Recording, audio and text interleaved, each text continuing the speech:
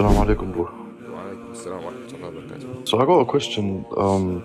It's just purely because even me, like, I don't know the answer to this because I got questioned this by Christians, and if I'm honest, I didn't know how to answer it. I don't know if you heard the argument before about Kalimatullah. Is Allah's word eternal and all that stuff? And then they say musikot, who's called Kalimatullah in the Quran and all that stuff.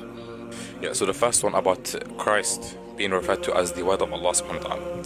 First of all, we have to understand that the term word here is going to be equivocated, meaning is going to be equivocal. Now, what does equivocal mean? What we mean when we say that a word is equivocal is when a word has different meanings depending on the context. Depending on the context, that's going to be one way to understand it. Now, Christ being referred to as the word can either refer to him being a sifa of Allah subhanahu wa ta'ala, wal-'iyadhu billah, or him being referred to as an effect of an attribute, right? It can only be one of the two. So either he's an intrinsic property, which is crazy, or he's an effect of a volitional act of Allah subhanahu wa ta'ala. Now, how do you know which one is which? Well, we have the Quran which clarifies. In the Quran, Allah subhanahu wa ta'ala says the creation of Jesus was like the creation of Adam. He told him be, and he was.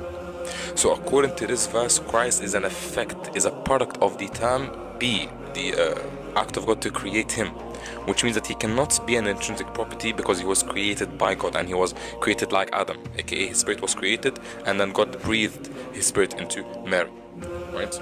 So that's the first point, and that answers it. So there's no issue with the Prophet being called Kalimatullah, the same way that Moses called Kalimullah because he spoke with God, right? These are going to be honorific titles that are given to prophets alike. That's the first point. Is that clear? Yeah, yeah, wallah, thank you, man. You answered that perfectly. Yeah.